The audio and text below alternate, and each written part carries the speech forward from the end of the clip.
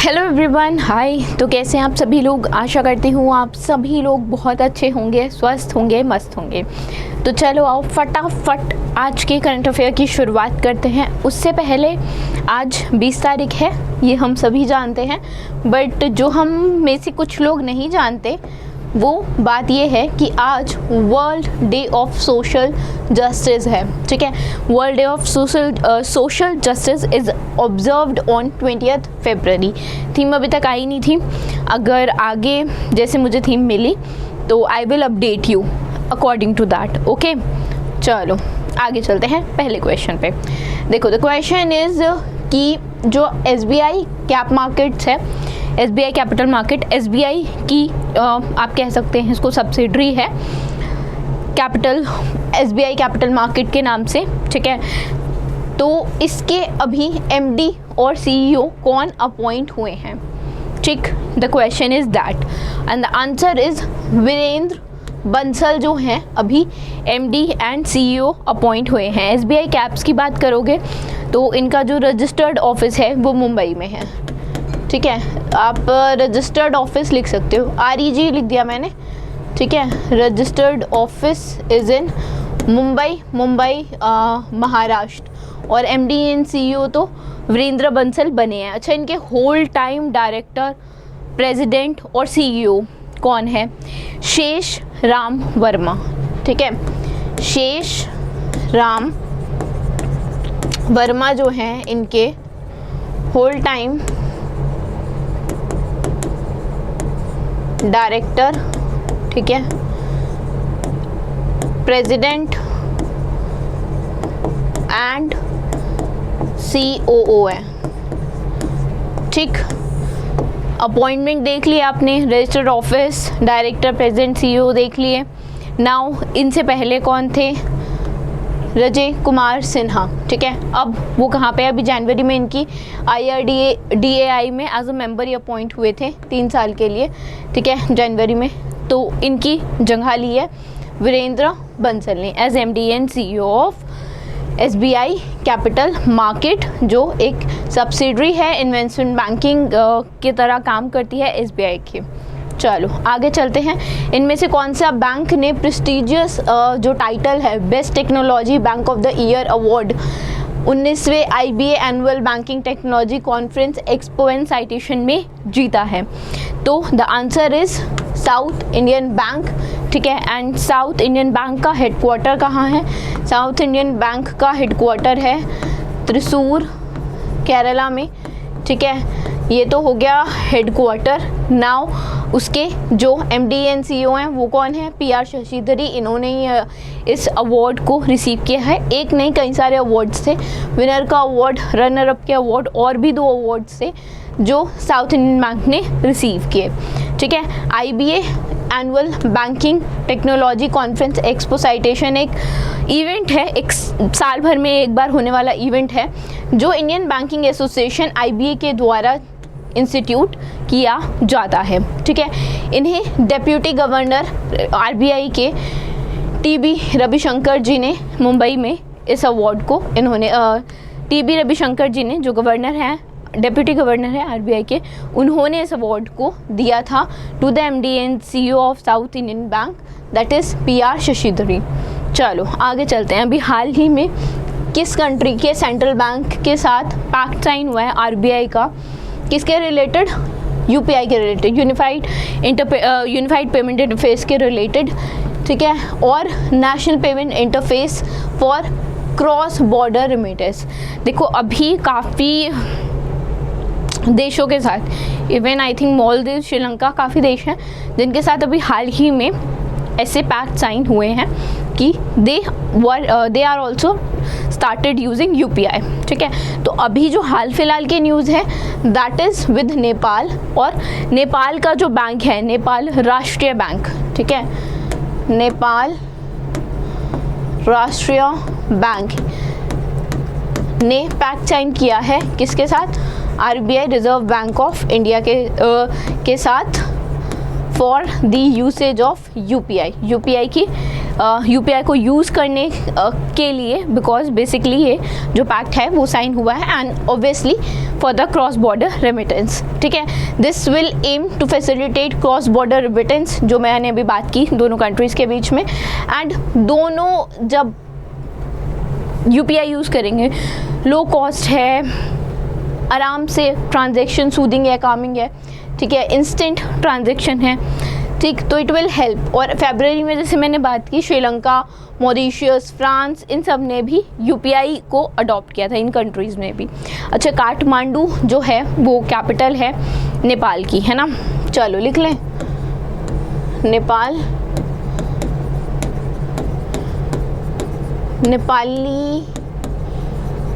Nepalese रुपी जो है, जैसे हमारी जो करेंसी है रुपी, वो भी इनकी करेंसी भी रुपी होती है। अच्छा, RUPEE होता है, पहले सही लिखा था, ठीक है, एंड देन एक पी ऐड कर दिया। पुष्प कमल दहल जो है इनके PM है, ठीक, पुष्प कमल दहल, ठीक, PM, prime minister of Nepal. चलो आगे चलें। कितने % स्टेक LIC होल्ड करता है SBI card and payment services में? देखो अभी कुछ स्टेक % बढ़ा है, ज़्यादा नहीं बढ़ा, पहले 4.99 समथिंग था, ठीक है, अभी ये 5.02 हो गया।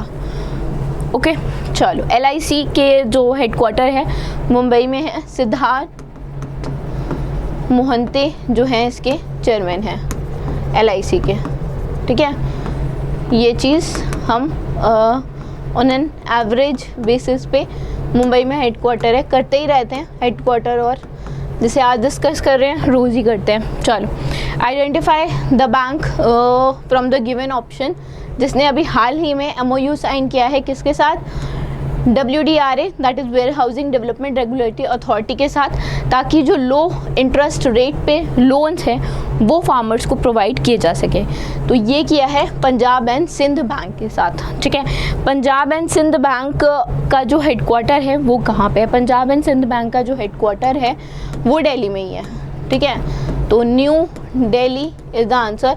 और स्वरूप सिंह, आई थिंक स्वरूप कुमार सिंह जो हैं इसके MD एंड CEO हैं, ठीक है।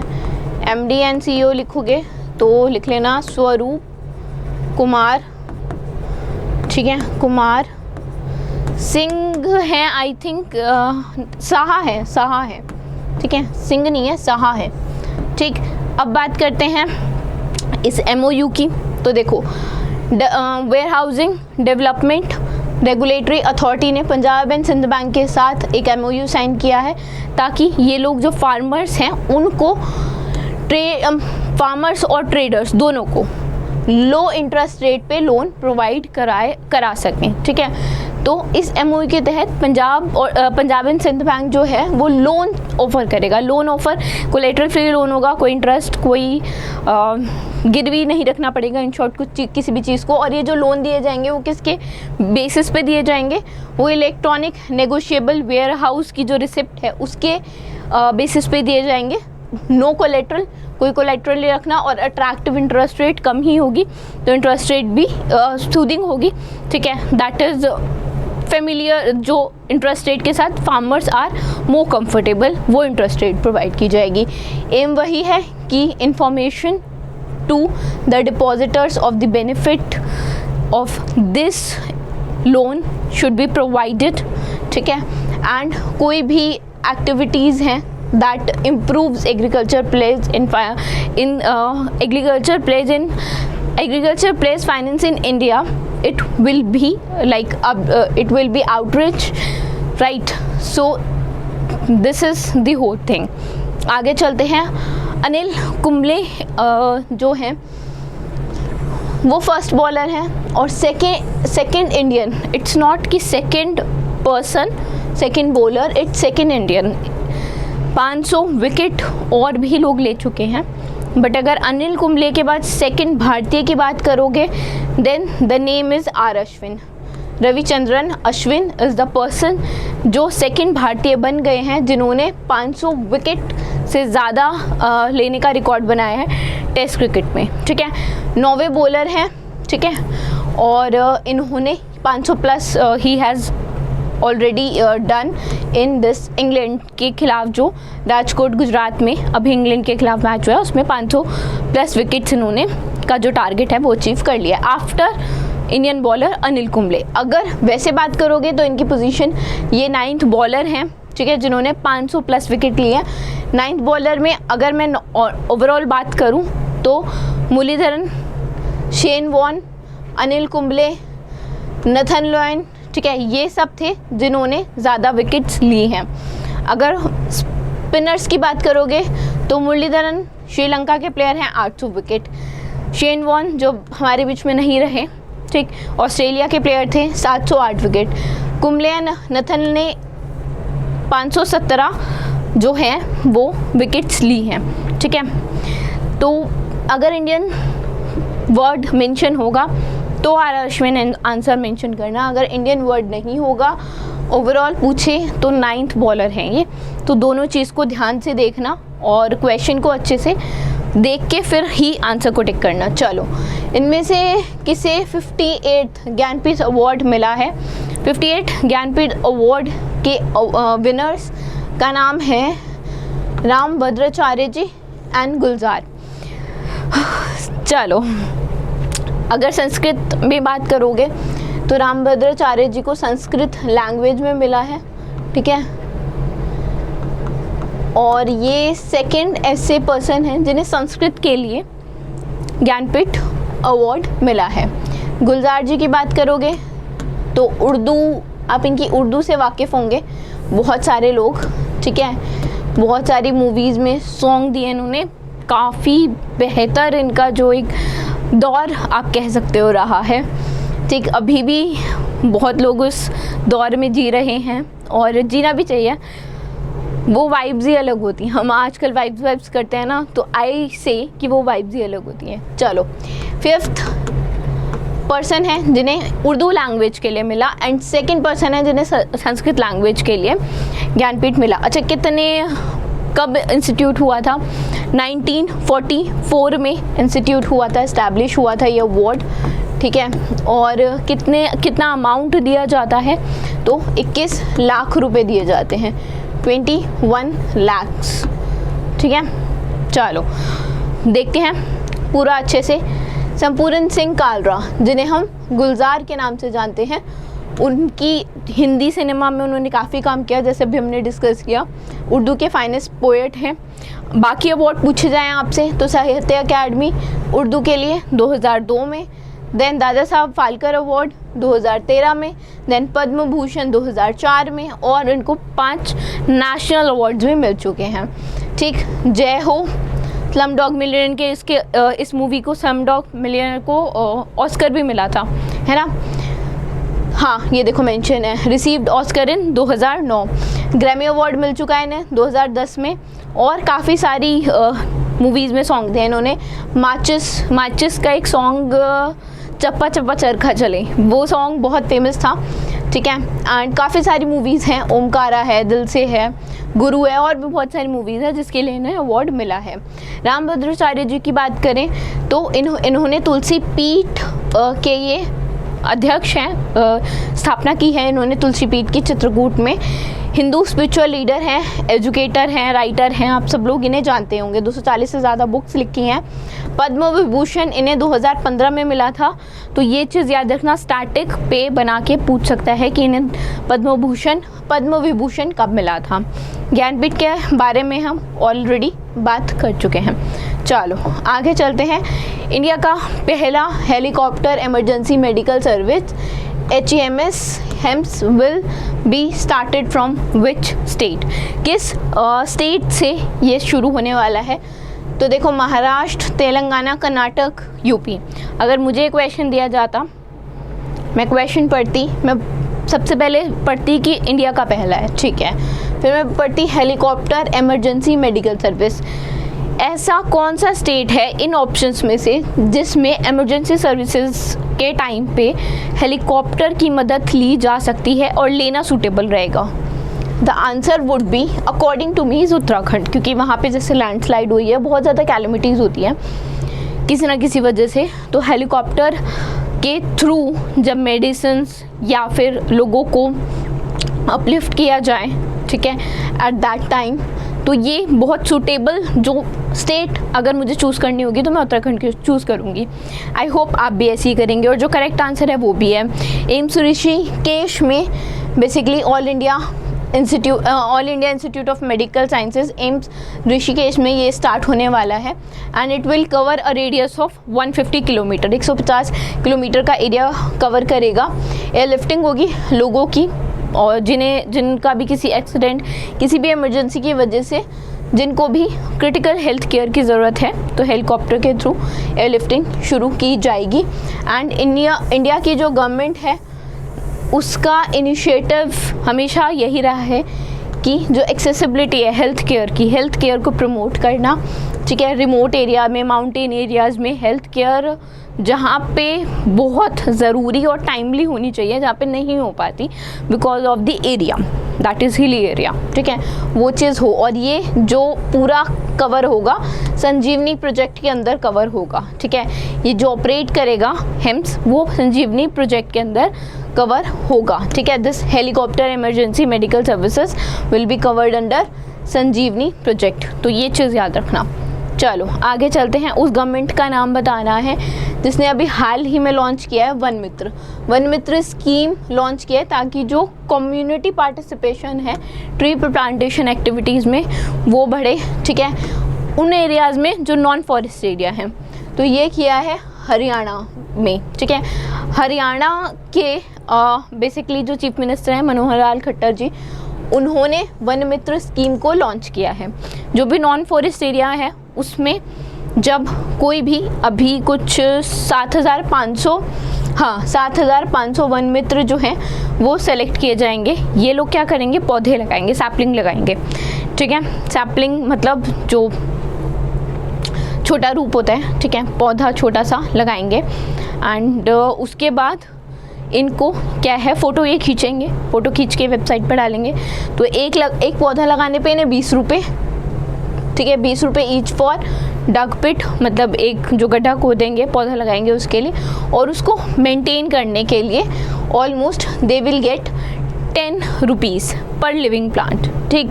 तो इससे, और ये उन्हीं लोगों के लिए किया जा रहा है जिनकी जो आमदनी है वो 1,80,000 से 1,80,000 से कम है, यानी कि विदिन 2 लाख है।